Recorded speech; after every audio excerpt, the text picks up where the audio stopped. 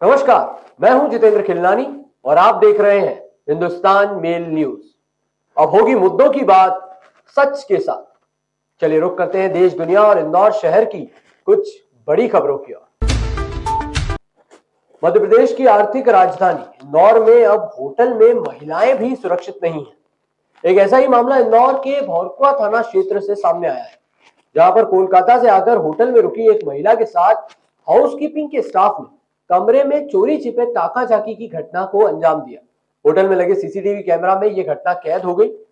महिला की शिकायत पर भौरकुआ पुलिस ने छेड़छाड़ का मामला दर्ज कर पूरे मामले की जांच शुरू कर दी है। आपको बता दें कि पूरा मामला इंदौर के भौरकुआ थाना क्षेत्र के सोलारिस होटल का है, जहां पर कोलकाता से एक पति पत्नी आकर रुके थे।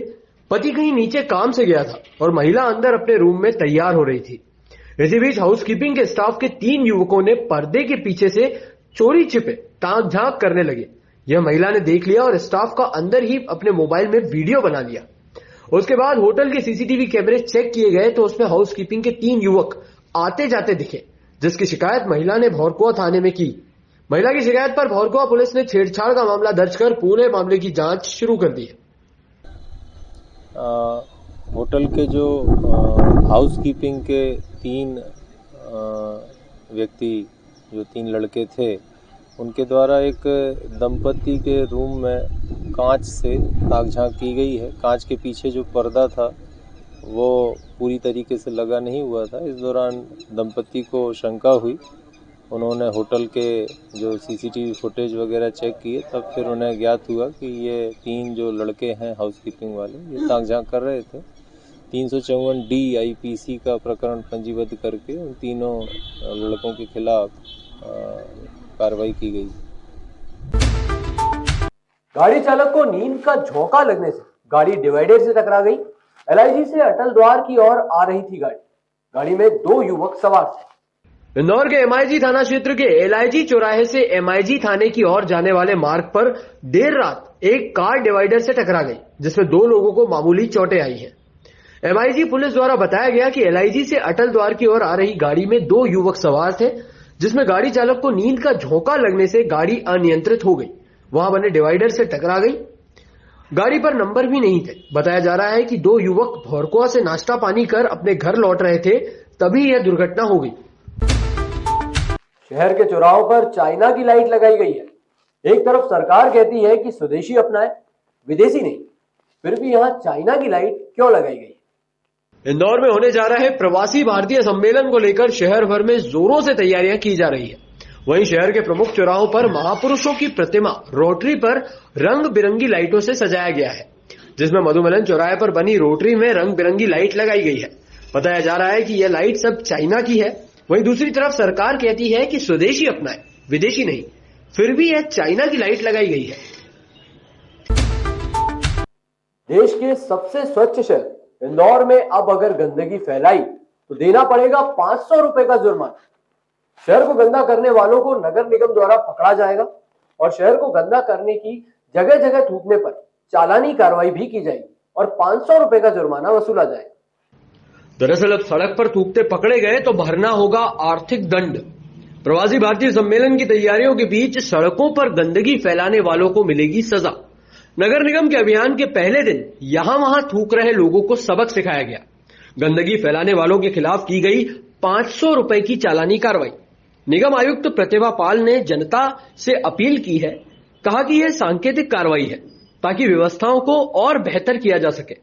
अब जरूरत है कि जनता जागरूकता दिखाते हुए ऐसे लोगों को रोके टोके जो सड़कों और रेलिंग सहित अन्य साफ स्थलों को थूक कर गंदा कर रहे हैं।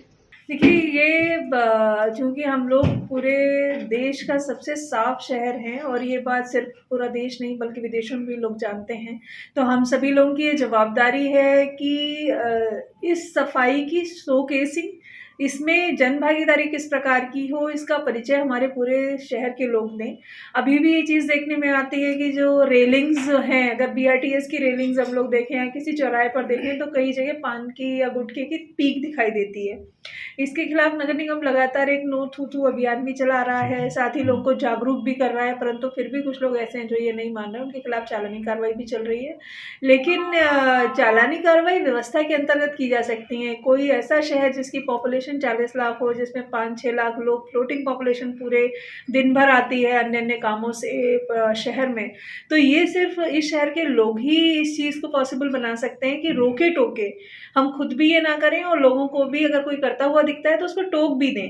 क्योंकि ऐसा चित्र अपने शहर का दूसरों के सामने प्रस्तुत करना, जो थूक से या पीक से रंगा हुआ हो, मुझे नहीं लगता कोई भी इंदौरी चाहेगा। तो आप लोगों के माध्यम से मैं ये अपील भी करूँगी कि हम सभी लोग जैसे पिछले 5 सालों से, 6 सालों से स्वच्छता के प्रहरी बने हुए हैं, आने वाले कम से कम 10 दिनों के लिए हम अपनी जो एम्बेसडर की भूमिका है, स्वच्छता के एम्बेसडर की भूमिका है, इंदौर शहर का हर नागरिक निभाए। सुप्रीम कोर्ट ने मंत्रियों, सांसदों और विधायकों की बोलने की आजादी पर ज्यादा पाबंदी लगाने से इनकार कर दिया है। मंगलवार को सुप्रीम कोर्ट में 5 जजों की बेंच ने कहा है कि इसके लिए पहले ही संविधान के आर्टिकल 19 में जरूरी प्रावधान मौजूद है। कोर्ट ने कहा है कि किसी भी आपत्तिजनक बयान के लिए उसे जारी करने वाले मंत्री को ही जिम्मेदार माना जाना चाहिए। इसके लिए सरकार जिम्मेदार नहीं होनी चाहिए। सुप्रीम कोर्ट में दाखिल एक याचिका में सार्वजनिक पदों पर बैठे लोगों के लिए बोलने की आजादी पर गाइडलाइन बनाने की मांग की गई थी। दरअसल नेताओं के लिए बयानबाजी की सीमा तय करने का मामला 2016 में बुलंदशहर गैंग रेप केस में उत्तर प्रदेश सरकार में मंत्री रहे आजम खान की बयानबाजी से शुरू हुआ था। आजम ने जुलाई 2016 के बुलंदशहर गैंग रेप को राजनीतिक साजिश कह दिया था। इसके बाद ही यह मामला सुप्रीम कोर्ट पहुंचा था। उत्तर भारत में शीत लहर का अलर्ट जारी किया गया।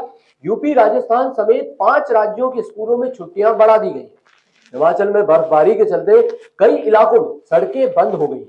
मध्य प्रदेश में अगले 48 घंटे बारिश और ओले गिरने के आसार हैं।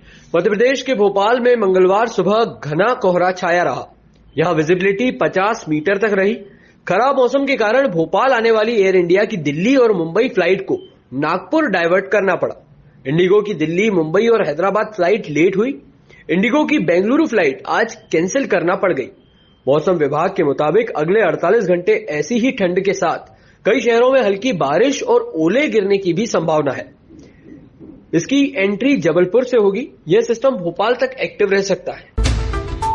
झारखंड में जैन तीर्थ सम्मेद शिखर को टूरिस्ट प्लेस बनाए जाने का विरोध कर रहे जैन मुनि सुग्गे सागर महाराज ने मंगलवार को प्राण त्याग दिए। वे झारखंड सरकार के फैसले के खिलाफ पिछले 10 दिनों से आमरण अनशन कर रहे थे। सुग्गेय सागर सांगनेर में 25 दिसंबर से आमरण अनशन पर थे। मंगलवार सुबह उनकी डोल यात्रा सांगानेर संघीजी मंदिर से निकाली गई। इस दौरान आचार्य सुनील सागर सहित बड़ी संख्या में जैन समाज के लोग मौजूद रहे। जैन मुनि को जयपुर के सांगनेर में समाधि दी गई। अखिल भारतीय जैन बैंकर्स फोरम के अध्यक्ष भागचंद्र जैन ने बताया कि मुनिश्री ने सम्मेद शिखर को बचाने के लिए बलिदान दिया है। वे उससे जुड़े हुए थे। जैन मुनि महाराज सुनील सागर ने कहा कि पवित्र तीर्थ सम्मेद शिखर हमारे लिए शान की तरह है। आज 6 बजे मुनि सुग्गेय सागर महाराज की समाधि मरण हो गया। जब उन्हें मालूम पड़ा कि सम्मेद शिखर को पर्यटन स्थल घोषित किया गया है तो वे इसके विरोध में लगातार उपवास पर थे। राजस्थान की इस भूमि पर धर्म के लिए अपना समर्पण किया है। तवांग में भारत और चीन के सैनिकों की झड़प के बाद रक्षा मंत्री राजनाथ सिंह पहली बार अरुणाचल प्रदेश पहुंचे। सियांग में राजनाथ सिंह ने चीन को कड़ा संदेश दिया। राजनाथ ने कहा है कि भारत किसी भी स्थिति का सामना करने के लिए तैयार है। बता दें कि राजनाथ सिंह सियांग जिले में सियोम पुल का उद्घाटन करने पहुंचे थे। उन्होंने सीमा सड़क संगठन की 27 परियोजनाओं का वर्चुअल उद्घाटन भी किया। इस दौरान राजनाथ ने कहा कि राष्ट्रों की बदलती प्राथमिकताओं और हितों के इस युग में किसी भी राष्ट्र के लिए स्वयं को सशक्त बनाए रखना आवश्यक है। भारत हमेशा युद्ध के खिलाफ रहा है। हमारे सशस्त्र बल किसी भी तरह की स्थिति का सामना करने के लिए हमेशा तैयार है। राजनाथ सिंह ने आगे कहा कि BRO हमारी सेना के साथ चल रहा है। मैं BRO और ब्रो यानी भाई के इस्तेमाल पर कंफ्यूज होता था, लेकिन वे जो काम कर रहे हैं उसे देखने के बाद वे वास्तव में हमारे सशस्त्र बलों और लोगों के भाई ही हैं। इसी तरह की और भी खबरों के लिए देखते रहिए हिंदुस्तान मेल न्यूज। इसके लिए आप हमारे चैनल को सब्सक्राइब करना न भूलिएगा। धन्यवाद।